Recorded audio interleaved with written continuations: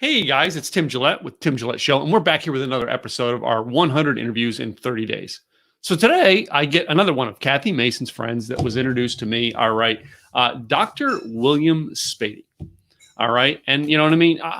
I'm going to get to know this guy. All right, Bill seems like a really cool guy from our pre thing down in the before we went live, but like I don't know him. It's another one of these where I get to know the person and find out about them and what they do and how they help people live on screen with you, just the same. So we get to highlight them as our guest today. This interview series has really helped me get to know a lot of people and realize that, you know what, every person is so different and so cool in their own way. And you know what I mean? I love it when I get to know somebody new and that I didn't know before. You know what I mean? And the last couple of days, I've had a lot of them where literally I have to sit and keep writing notes, and I want to go check out their website. I spend the next day investigating them more, and it is just a cool experience. I encourage you guys to do something like this, especially in this time where most of you are caught at home. So today, though, we're going to learn about Dr. William Spady. I mean, this guy is a really, seems like he's got an interesting story, but I'm going to find it out just like you. Let's go check onto him. Dr. William Spady, how are you, sir? Bill, I should say. How are you? I am Bill, and I'm William. You take your choice. I'm fine. I'm looking out at a somewhat typical overcast day here in Oregon. But spring has sprung, and the grasses and weeds are growing profusely out here now.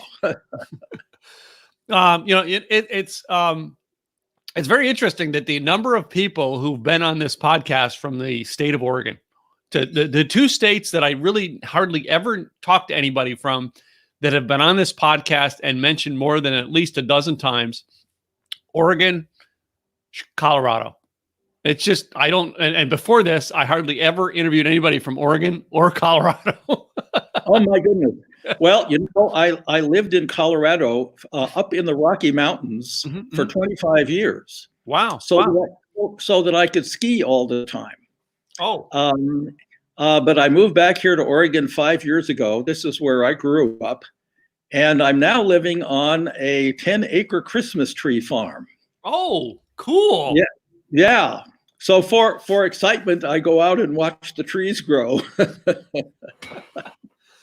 I'm curious. Do you go out and decorate them or at all? Or no? No, the tree part of the property is actually leased out. Okay. So another fellow and his crew come in and they take care of these trees. They're planting right now a whole crop of babies, seedlings. But I've got 4 or 5 acres of what I'll call juveniles now that are growing quite fast, and they come out and trim them so that the trees grow in the right shape, et cetera, that apparently people want to buy. I'd prefer that they be more natural, but it's their business. Well, I mean, it's interesting as I was saying, before I brought you on, that each person is so unique and so distinctively different. All right. And being able to watch trees grow in so many different ways, I'll bet that, is a great thing in your life, or a great metaphor for life going, hey, every tree's different. Don't trim us all and make us all look the same. Well, absolutely. And where the story really begins in terms of my career is in education, many decades ago now, it seems. But I was introduced to a concept that was a real eye-opener for me. My background is in sociology. I got my PhD at the University of Chicago. I then went off and taught at Harvard for a while, and then in Toronto. But while in the early part of my career, I was exposed to this concept that, as a sociologist, just blew my mind. And what I realized is that virtually everything in our educational system is defined by how long it's supposed to last. Okay? The clock, the schedule, and the calendar define everything, down to what school years are, what semesters are, what credits are, what credit hours are, what class periods are, what teacher contracts are, et cetera, et cetera, et cetera. Everything is defined around fixed time blocks. And those fixed time blocks, the politicians and policymakers of the world call equal opportunity. It's equal time for something to happen. Well, what we all know, anyone who's been a parent or an alive, awake human being knows that people don't learn and operate the same way, and they certainly don't learn at the same rate. So if you're a faster learner, a fixed amount of time gives you a great advantage over a slower learner. It doesn't mean they can't learn what's important. It means that they're given less time, they're under more pressure, and often the quote deadline comes before they can actually manage whatever it is that the system requires. It sounds like my life, Bill.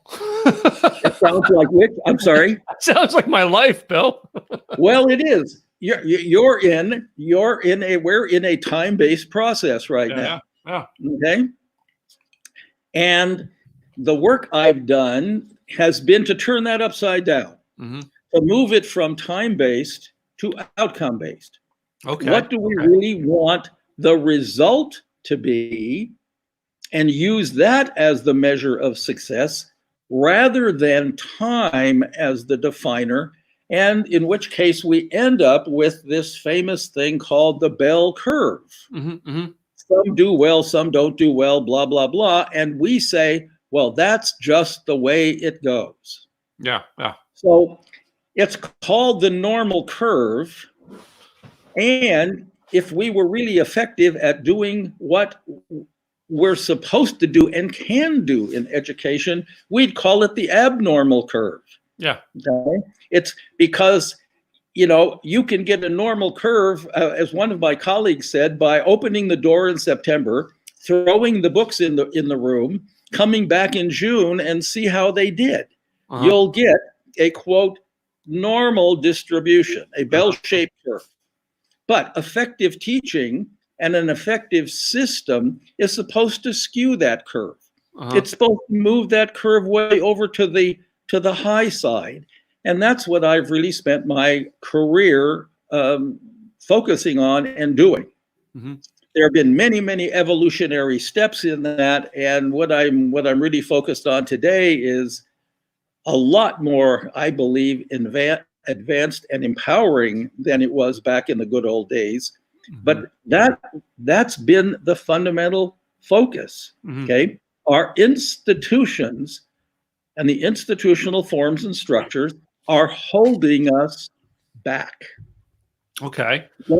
Let's move beyond that. All right.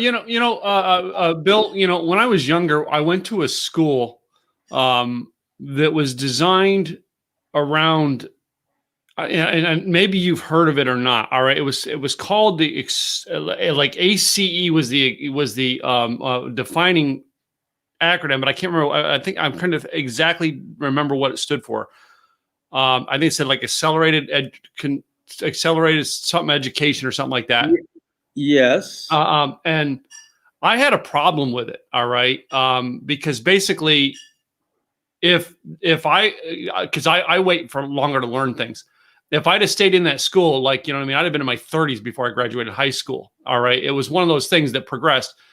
But that's being set by the timelines or the deadlines of our, our government or education system in order to meet those guidelines. I'd have been 30 years old before I graduated high school because it would have taken me forever to learn that stuff.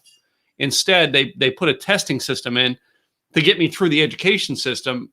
And I will say this, most of my education came, from finding the results I want, things I wanted later in life when I was ready to learn it.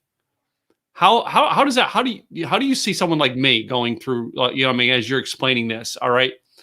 Well, yes, you're jumping to the more recent, the truly more recent end of my career and work, which is really about learner empowerment.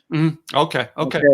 It's about paying attention to the skills and capacities and talents that students have and letting them really flourish in those arenas.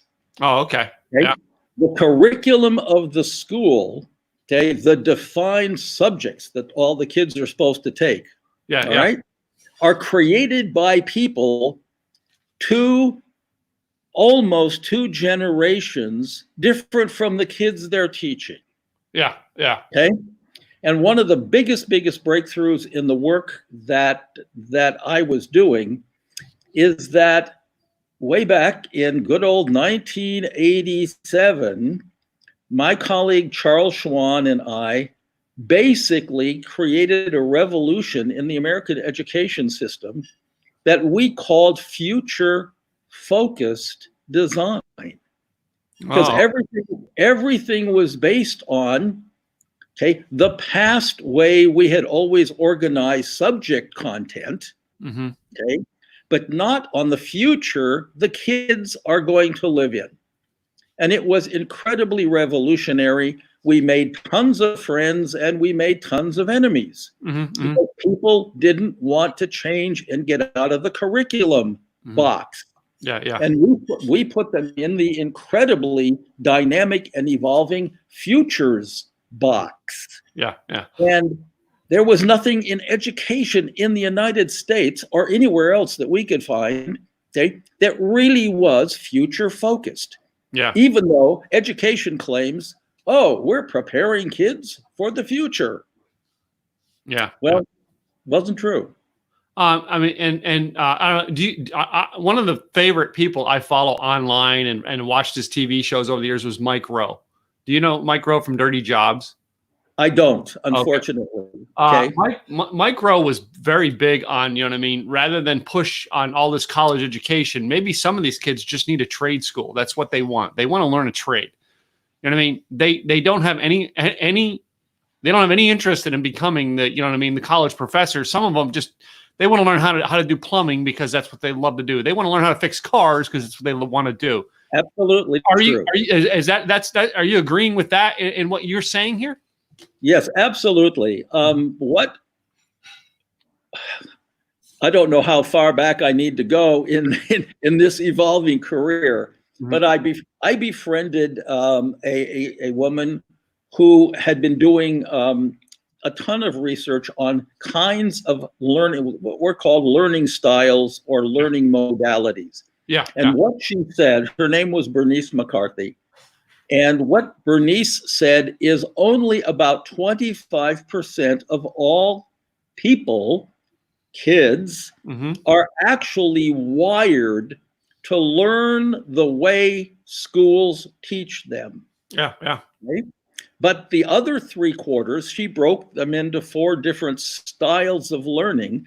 The other 3/4 absolutely can learn significant and important things very, very well, but in a totally different way, and sometimes a different topic and subject than the conventional curriculum. So the educational system is built around that 25%.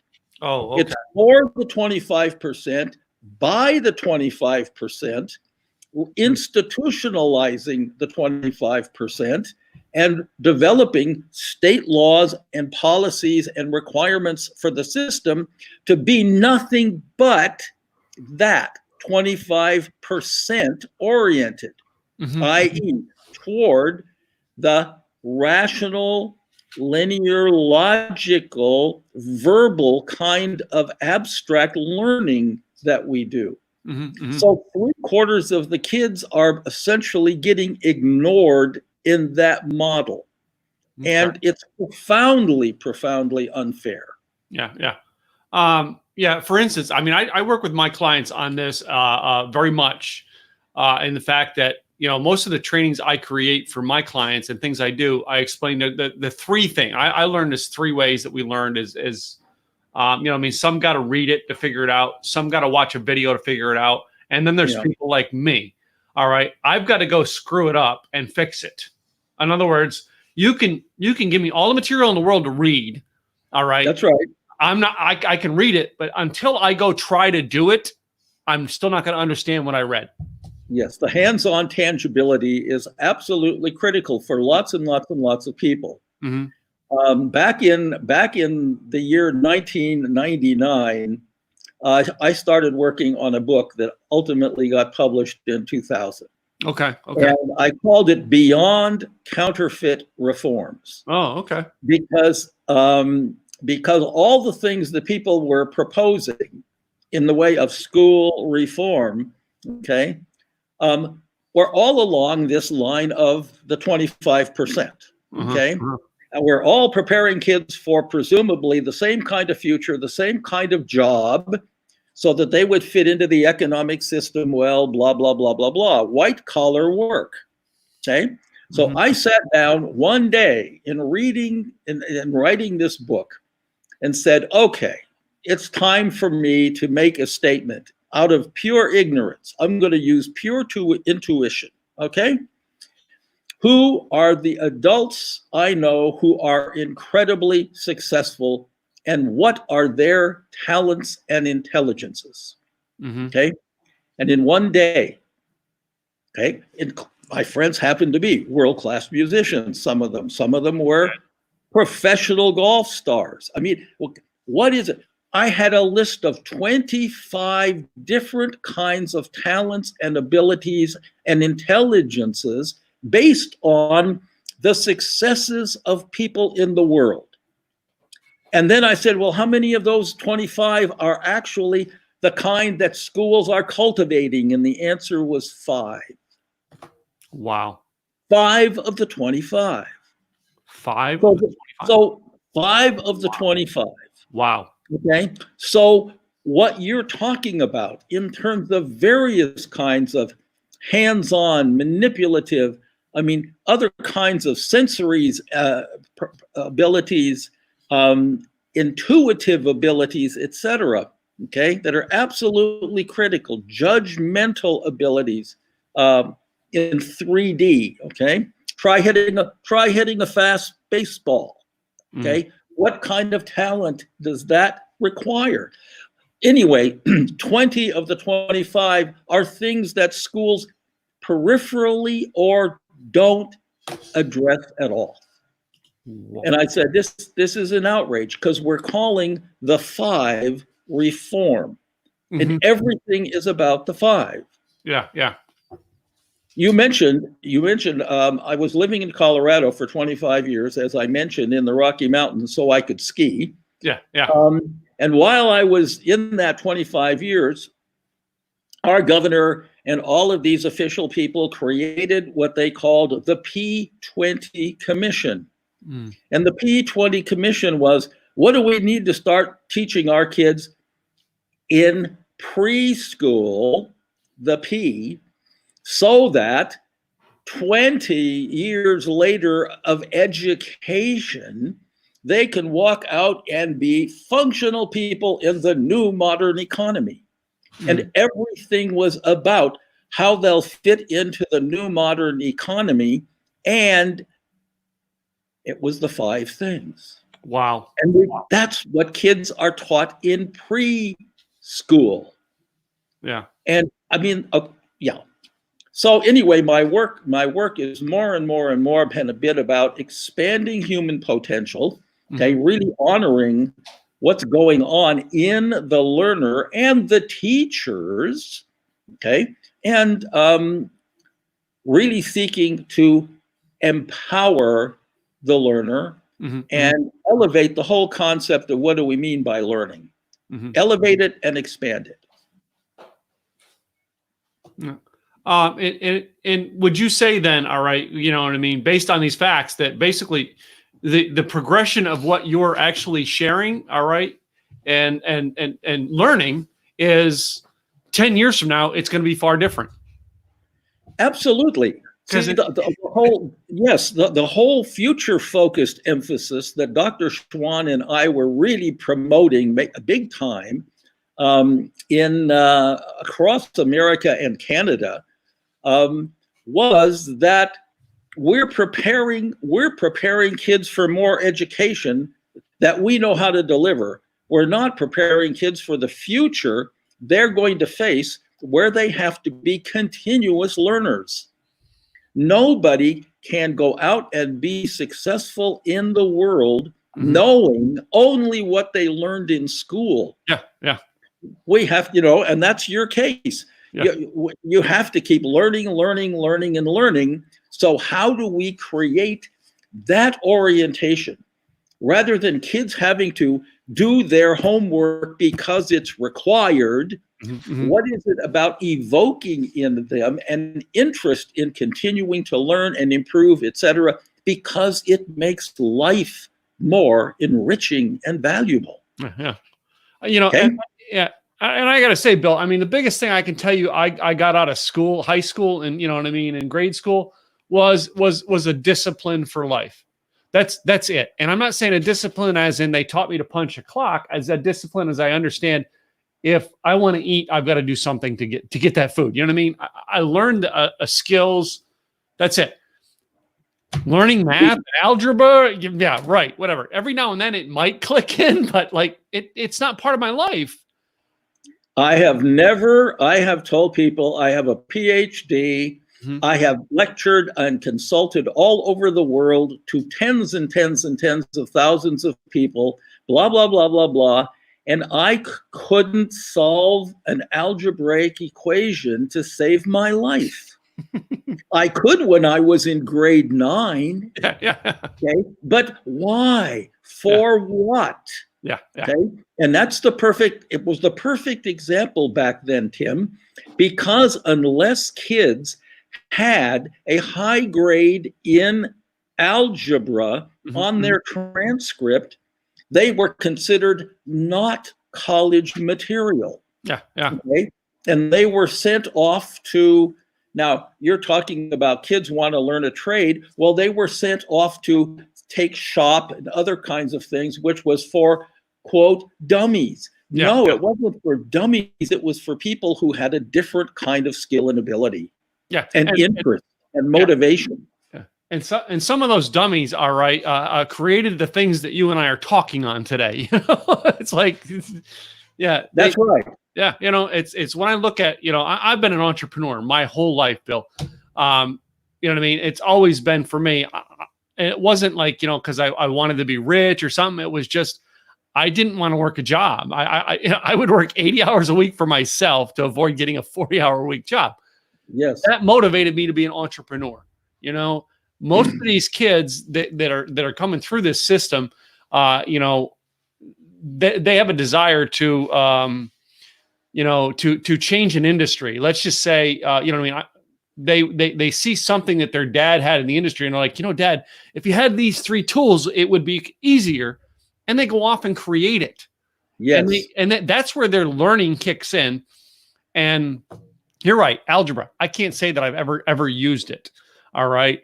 But it did teach me discipline to sit through a class to learn something that I may need someday. I'll agree with that, but you're right. I didn't need to learn it. My work has evolved to around a model, around a framework, some ideas that came to me way back in 1998. And I call them the 5 C's. And there are many educational systems, schools, etc., universities, even around the world that have latched on to these 5 C's. Okay. And I think they speak directly to what you're talking about. Okay. One is conscious or consciousness, or learning and living consciously. You can play with the words in whatever grammatic form you want. One is creative. Creatively, creation. Okay. One is collaboration or collaborative, or learning and living collaboratively, One is competently, okay, and or competence. And the other, and the fifth is really critical, and that's compassion. Okay. I like that. Synonym for caring or consideration. All right. It's in fact, I believe, the essence energy that really drives collaboration. So what we're seeing today, this morning I woke up and I had the title of a new paper I want to write just leap out at me. Okay. And the title is basically "The World is Crying for a New Normal." Yeah. Okay? Because everybody now wants to go back to normal. I don't want to go back to that normal. Okay? We can go back to a much higher level of and essence of normal than we've had. And my normal would be built around those 5 C's. Okay? Cool. With compassion being a powerful driving force for how we do all the other 4. Very, very intuitive there. I like that because I am hearing a lot of that. Well, what's the new normal? Because I just want to go back to normal, and there's a part of me that really does want to go back to my normal, but my normal is different than most people's normals, and that's because I spent years creating my normal. There you go. People have never created their own normal. You created an evolving normal. Okay. Yes. You don't really do, even though you call it that, and even though you've got a schedule, you don't do the same things every day. No, I don't. You're right. Okay. Exactly. They grow, they evolve, they get deeper, they get richer. Okay. You develop more finesse and accomplishment in how they unfold. That's what we're talking about. Those 5 things to me are the essential ingredients of how to make life really work for individuals and for the society itself. So I mean, you've done pretty well explaining a lot of this. All right.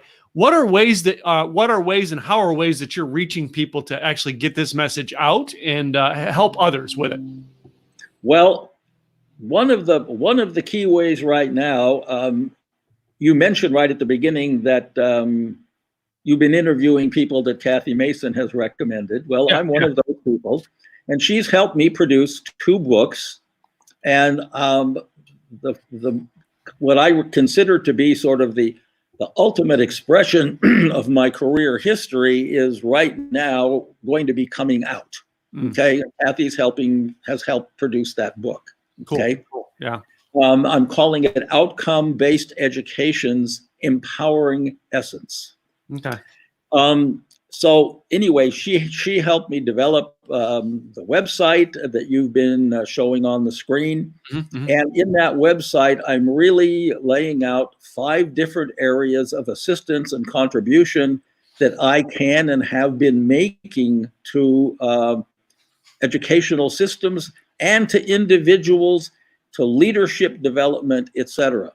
So a key way is checking that out. There are people I'll find. I've written. This will be my 11th book. Oh, wow! Thank you. That's been another way I've been reaching people. But I've consulted on every continent,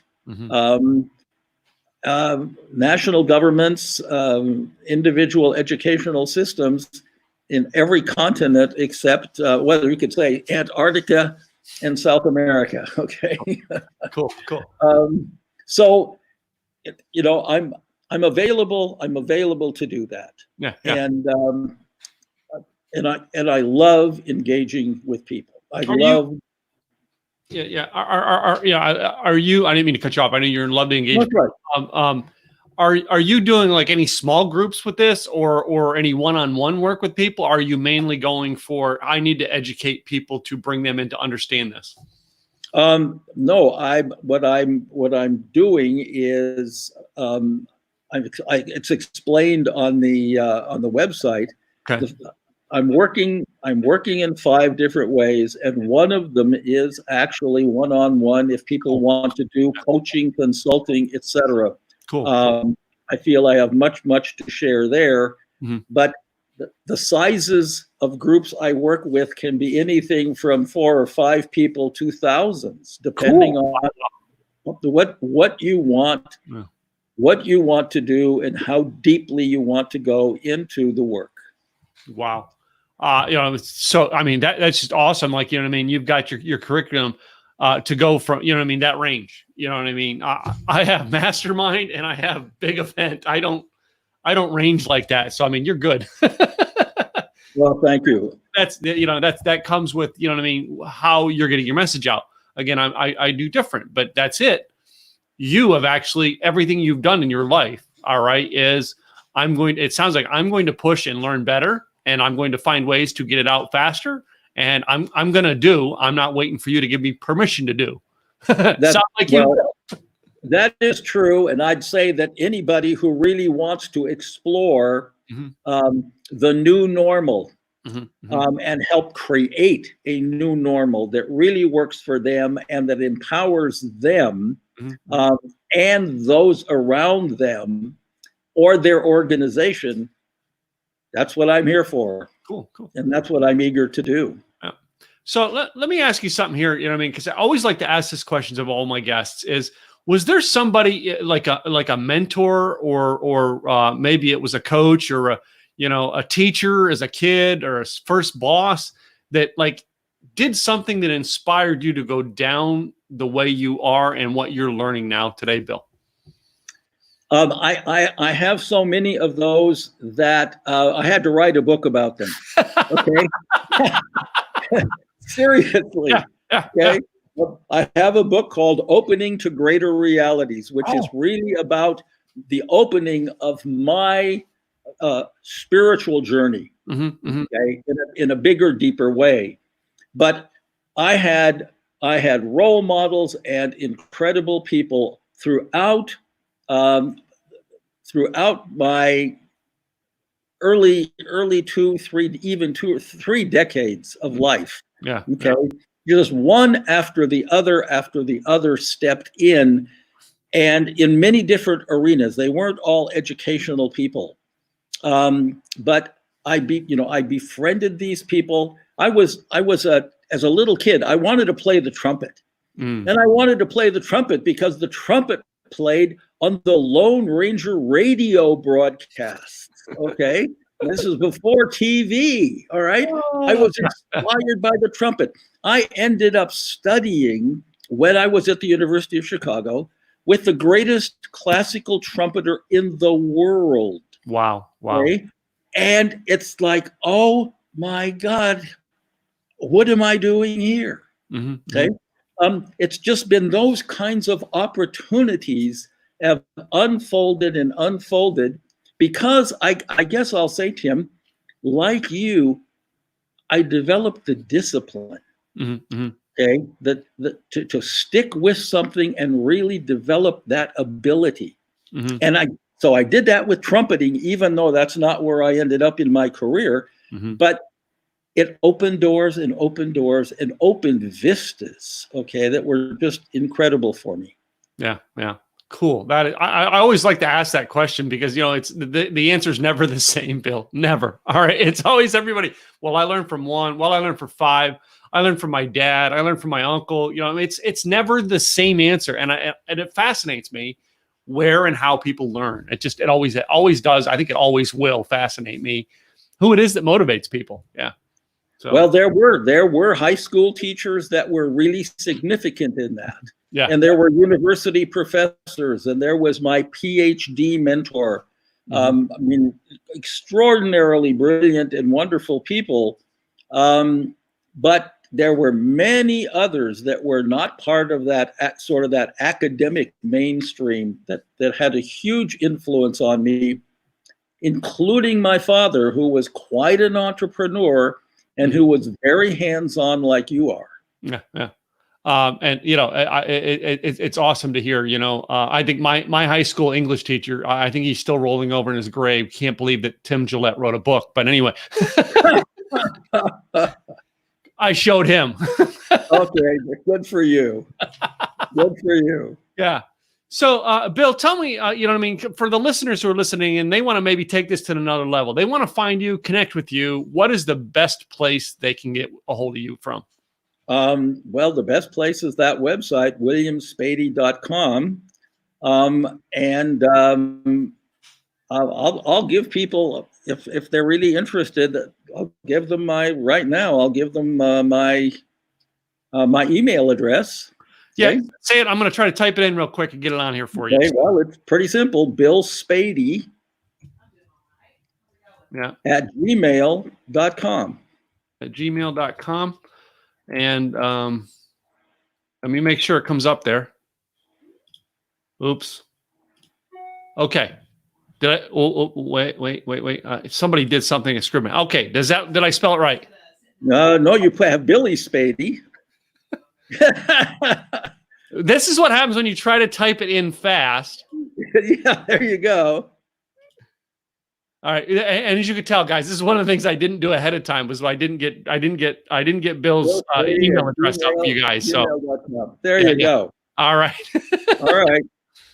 I'm not perfect, Bill. I made a mistake or two. No. Oh my God, you're among a cast of thousands. Okay. Well, hey, Bill, this has been fun actually hearing about this and really seeing some of my own past in your educational process. You know what I mean? And understanding it now has been huge. I loved having you on today. This is great. So I do appreciate you coming on. Bill, I know you heard about it, but I have a game I'm sure Kathy warned you about. I have a game to close out my podcast.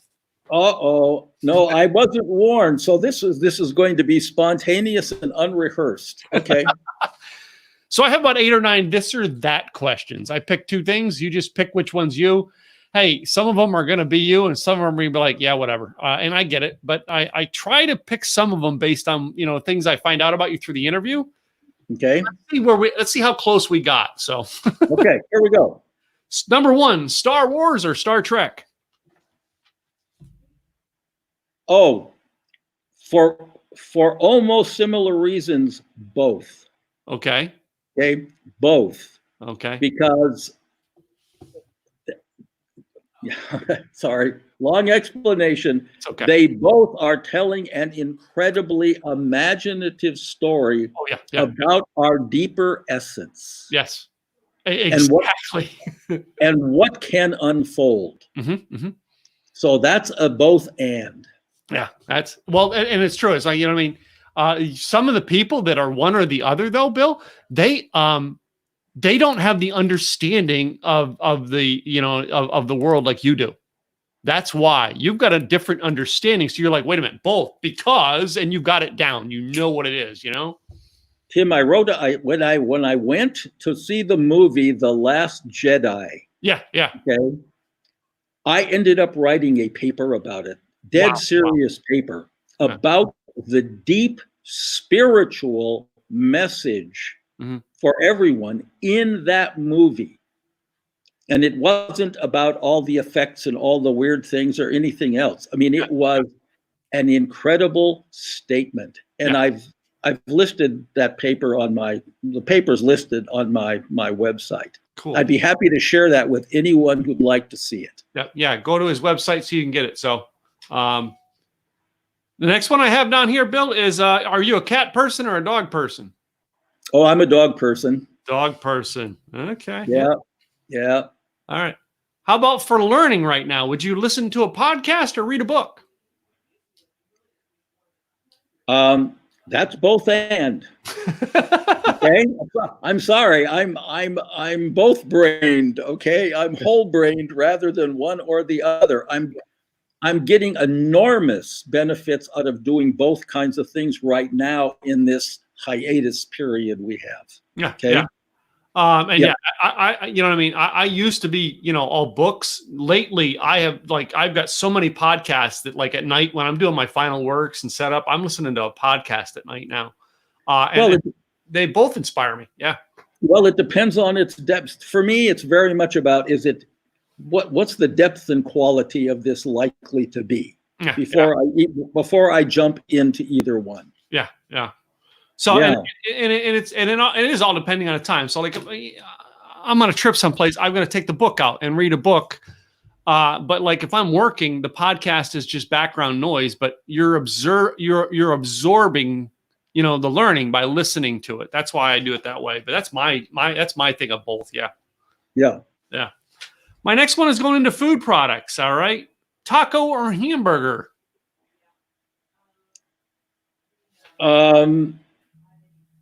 Well, it depends what's on the hamburger, and it depends what's in the taco. My daughter has me on a diet, a specific diet. Mm-hmm. So that question had to go through a filter system.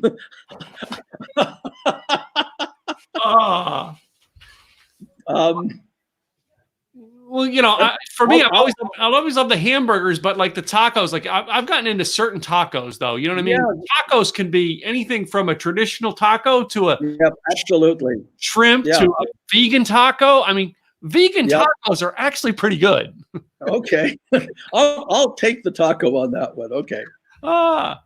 So if you were going to go to the movies, probably not on your diet, this one would be. Is it going to be popcorn or candy? Oh, well, it would have been popcorn. Yeah. Okay. But, it turns out that corn is just about as bad for you as sugar. So learning that one the hard way. Maybe you abstain. Back there. All right. Yeah. Corn. All right. I love corn whiskey and moonshine. So yeah, I'm getting that's not that great for you. Yeah. My next one here, and as a matter of fact, as I ask this, I always have CNBC playing, and they're interviewing the guy from the Boston beer, that Samuel Adams guy. And I'm like, I want to answer this question to you: beer or wine? Wine. Wine. Okay, cool. Yep. All right. That one was easy. Yeah. This one here is going into locations. Would you rather be on the East Coast or the West Coast? Oh, I am a West Coast guy who lived on the East Coast for years. Grew up on the East Coast, but I'd rather take the West Coast. I'm a West Coast guy, definitely. Yep. The next one, we get into a little bit of controversy. All right. Toilet paper. Does that roll go over or under? It depends on how aesthetic you want to be. Okay. If you want to be efficient, it goes over. If you want to be aesthetic, it goes under. Try to hide it. Try to pretend that the paper really isn't there. Bill, that question, I've seen people on my interviews. All right, the whole interview, they're just calm and answering the questions. I ask that question, and it's like fire got lit in their eyes. Over, Oh, so funny to watch the reactions to that question. No, I have no allegiance to the correct answer there. That's the way to be, ladies and gentlemen. So okay. My last one's kind of a funny ask, all right? And that is boxers. Okay. I'm sorry, I missed that. All right. It's a funny boxers or briefs. Well, I have had nothing but briefs my whole life, but people advise me to do boxers. It hasn't happened yet. Okay. Maybe that's going to be in the next evolutionary state of my being. It's a fun, it's a fun game to play. And thank you for playing my game with me, Bill. I appreciate that. Let me, one more time, tell my listeners how they can get a hold of you, because I want to make sure they find you and go investigate you and learn more about you. Well, thank you. WilliamSpady.com is the website. And if you really want to talk to me and engage in some future work, billspady@gmail.com. Okay. Well, Bill, thank you for being on the broadcast today. All right. And I appreciate you being on here as my guest. To you, my listeners, please go check out Bill, all right, and see what he's got, all right, at williamspady.com, and go ahead and send him an email if you really want to talk with him, all right, because you see, he's friendly. He's been very friendly and a great guest today. Guys, I'm Tim Gillette with the Tim Gillette Show, and I will see you very soon with another episode. Be sure to subscribe to us on Facebook, YouTube, and iTunes. I'm Tim Gillette. See you next time, guys. Bye now.